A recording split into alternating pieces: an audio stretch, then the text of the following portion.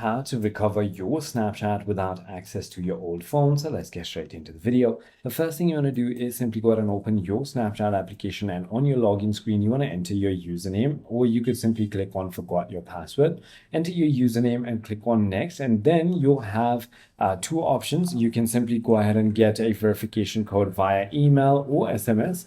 But if you have your email address, then the best thing is going to be selecting send via email and simply entering the code back. If you don't have either of it, then you can simply click on I no longer have access to these, and you'll need to verify your identity, entering your details, your birthday, and other details to verify your identity.